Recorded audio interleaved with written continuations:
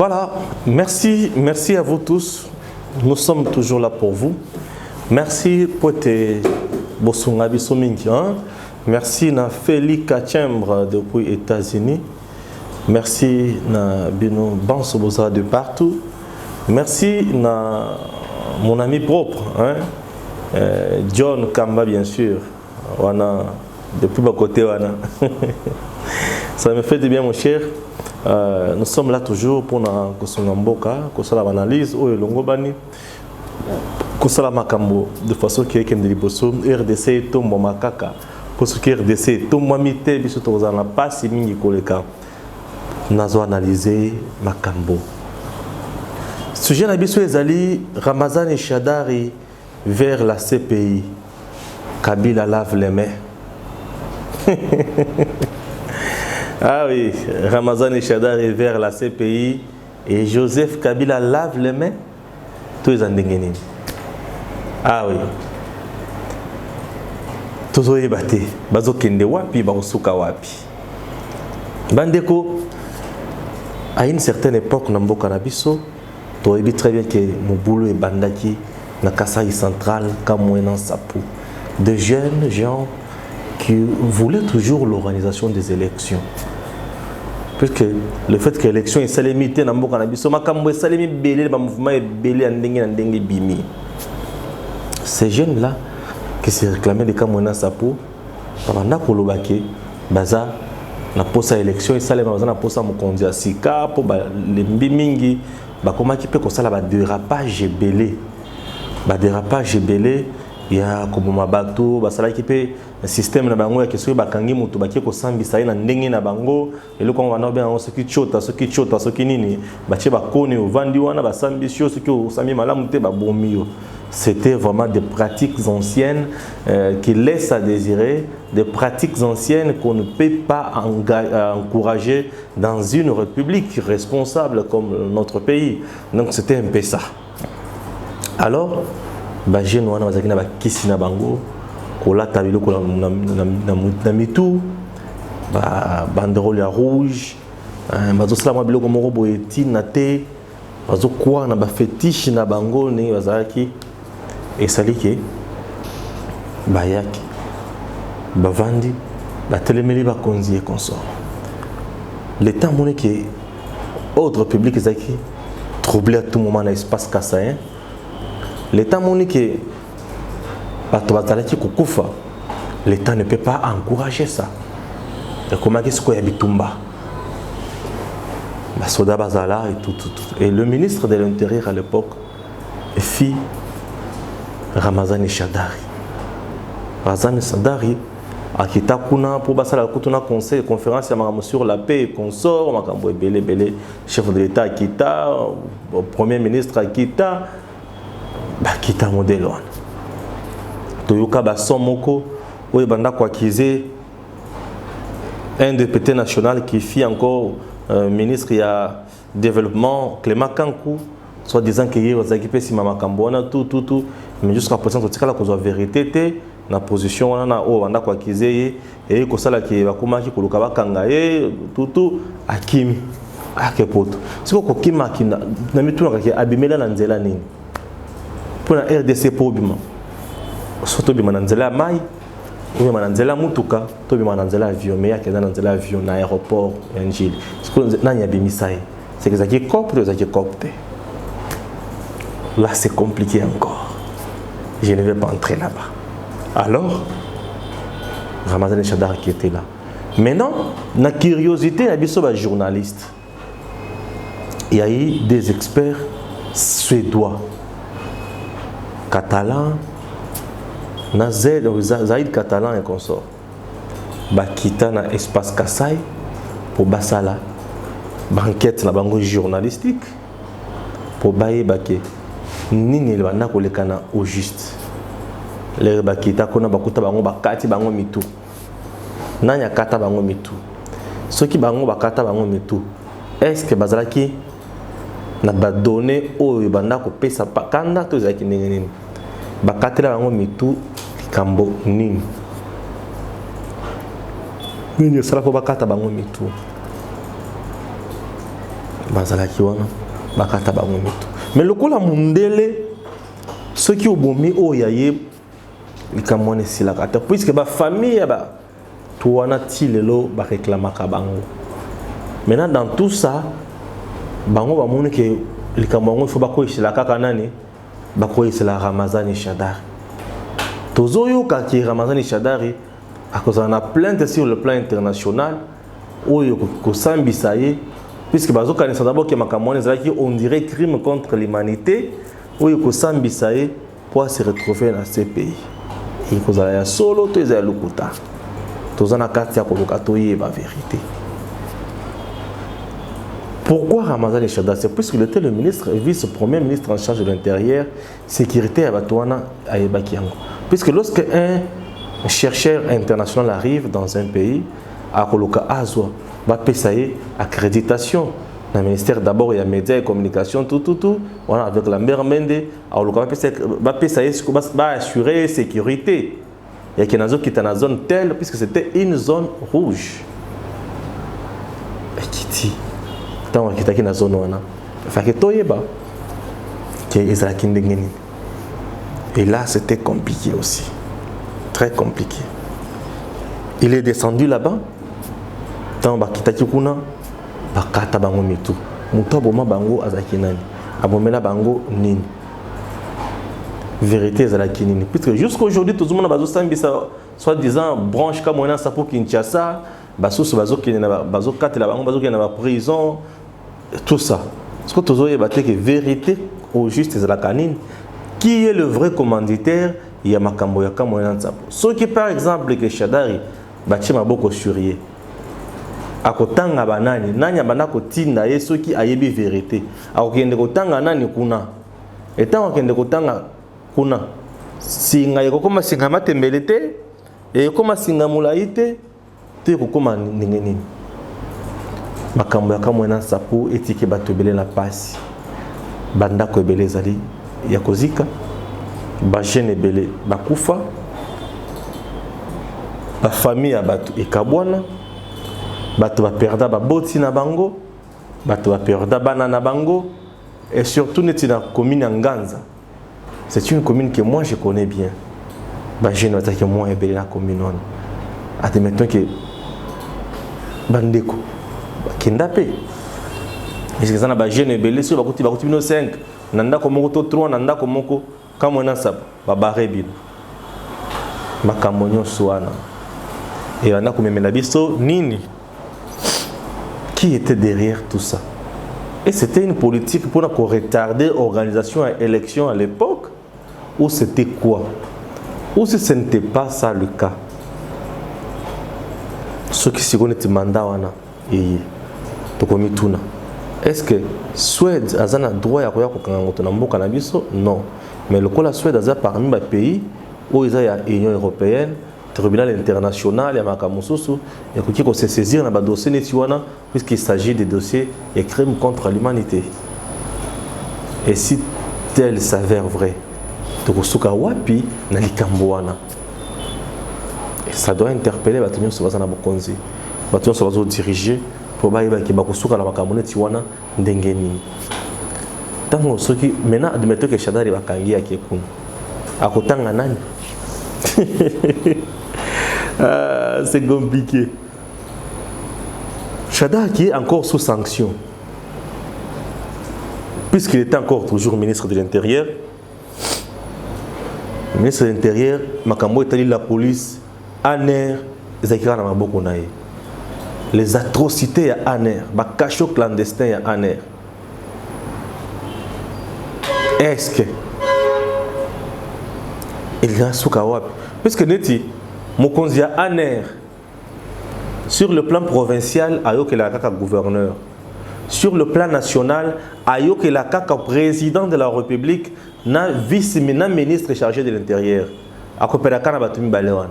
Au premier ministre innocent aïd makambo kuna zate.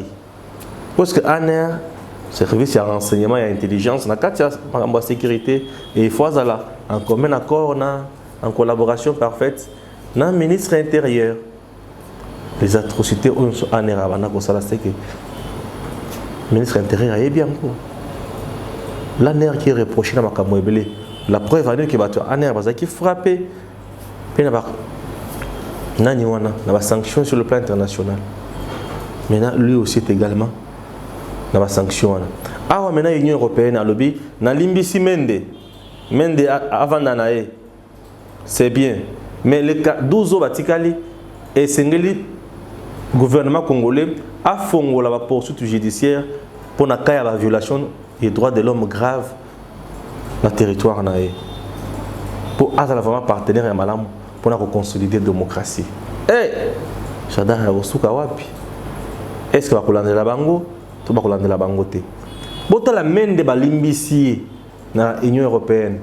Mais la ONG a zone di makakate puisque accage avec Nani Georges Kapiamba. Elle dit main de Balimbisi dans l'Union européenne, mais il doit être poursuivable sur le plan local. Or, oh justice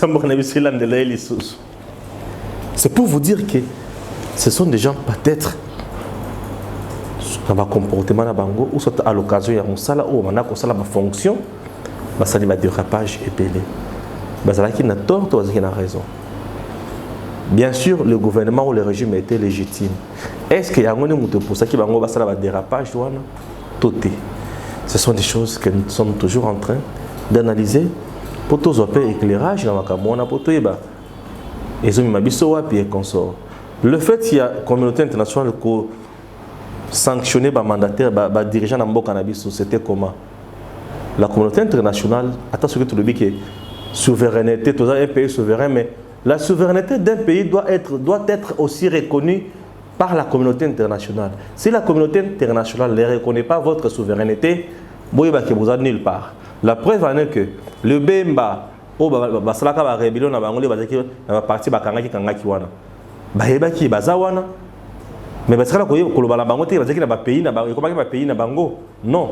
Il faut dire la souveraineté sur le plan international. Mais tant que c'est eux qui faisaient la loi. Ah oui.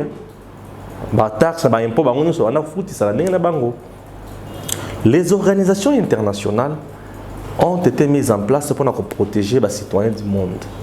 Alors, ce qui va moniquer, l'État Mboka Songolo Topakala a s'en chargé na batu ou bato salama ben Mboka na été. Bango va se saisir dans le dossier pour trouver la solution pour les victimes bazala na droit na bango pour pas m'aboyer et vous allez passer. Les victimes ya massacre ya comme ça peut être moins ébélé. Ce qui souhaite bango bazo réclamer batu na bango, mais il y a aussi des victimes ya massacre ya comme ça pour l'espace kassaïen. Tout le bateau est baké massacre wana za ndenge nini. C'était des crimes commis et encourager en quelque sorte par l'État congolais, puisqu'il a sanctionné les vrais auteurs. Bakanyeka bato ya mibale misato na balabala ya ba jeune oyo bakufela. Est-ce que tu as ba jeune belé au mona ka boye bazaka ba IDPS. Au mona ka ba jeune banda tambola pour la marche pour na makambo ya élection na mboka na biso pour na respect à constitution. Ce sont des choses que nous dénonçons. Ce sont des choses qui ne peuvent pas faire avancer tout un État comme le nôtre. Ce sont des choses qui ne font pas avancer la République. Et état de droit avec le président de la République, Félix Tshisekedi. Si vous avez bato wana to bakotika te. Mibeko ekotika bango te ekotika te ekozala ndenge nini ekosuka wapi? Ah. O izali susu mutambwa. Le président atamboli na bamboka nyonso wana pona koluka ba soutien. Alobi na bango ki état de droit epa na ye ekomi makasi et consort. Si vous avez un eke, si vous avez poursuivre bango te pona nini akoloba nini c'est que entre le marteau et l'enclume. Ah oui. Et maintenant qu'est-ce qu'on doit faire? Alléluia. Mboka na biso to comme un virage moko très compliqué. On tout oyo azana frein ya kitoko te. Place na yo zalama ndombe. Ça va barder. Et là nani akosokola maboko, nani akotika la maboko salite. Mende oyo balimbisi awa alobi ki ça me fait ni chaud ni froid puisque ba sanctionnanga sans fois m'entendre, sans fois koyoka ba droit il y a défense d'angate, ba moyen de défense d'angate et non pas ces droits là puisque c'est un club d'amis qui cherche à tout prix coloniser un état à l'état moderne. La mère de Malanga, yoka va français. Et il dit encore qu'il merci le président Félix, mais ils ont déjà un accord, il y a Saint-Sylvestre. Oh, il y a un régime, il y a un côté. Il y a la dernière minute. Il y a un Franck Dion en prison. Mais tala lelo. Tala lelo. Makambo est compliqué dans Bokana Bisso. Ce sont des choses où il s'engage qui ne liboso. Félix Kachembre. Félix Kachembre depuis les États-Unis. Merci de partager na yo mingi. Merci na baide na yo. Merci na ma soutien na yo ndenge tozo solo la wana ndenge zo pesa baide pour to sungape moka ça nous fait du bien sans oublier aussi maman Lauriane hein, depuis Angleterre, voilà, Londres, voilà. Maman Lauriane, Lauriane Mengi. Vous aussi, Lauriane Mengi, Nabanzike. Ça fait du bien. Il y a Kolanane Bolanda Bisso. Et Bamsusu, comme vous avez épelé Nazo Kangate, mais malé na Okangaka, Kanembo, mais c'est dans Kokominanga. Mais nous ça toujours que ça là débat dans les réseaux sociaux, ça nous fait du bien. Et nous, mais ça toujours que ça va aider. Vous conseillez toujours dans Kosabonina. Et chaîne Nabino, et ça nous fait du bien. Alors, ma camouza épelé, fait à passe. Les camouasuka, et ça, c'est quoi, cour constitutionnel, bah, juge, il va composer en gros. Parlement, tout Assemblée nationale, a levé déjà option yake. Mais ça, tout l'Assemblée nationale, et c'est va voter dans le Parlement. Tant qu'on va voter dans le Parlement, on va yanani. Ah, si on a quitté l'opposition à la quota, au pouvoir à la quota, il y a battu Balian, qui m'a cambonaté. Bon, le dira qu'il va dans le Parlement. C'est-à-dire, bateau majoritaire, Ndemutu, va voter 3 juges dans la Cour constitutionnelle. Maintenant, c'est le FCC qui est majoritaire. Quand on a FCC dans le FCC d'abord, il y a un majoritaire. C'est que il y a un majoritaire. C'est que 3 juges dans la il y a FCC. Bon, autant comme en 2023, et ma comme sur la Cour constitutionnelle, beaucoup de bannis. Ah, FCC a eu combien de tabale. Eh oui, FCC a eu combien de tabale. Au moment où tu vas là, il y a un peu de tabale qui toko, pays au Simba. Le rôle de tabale qui toko, comme en 2023, tout le laté. Pour nous, c'est bandalelo. Tout se prépare aujourd'hui. Mais vous devez comprendre le kakati. Ça fait du bien. Merci Nabino Nyonso. Nous sommes toujours là pour vous informer.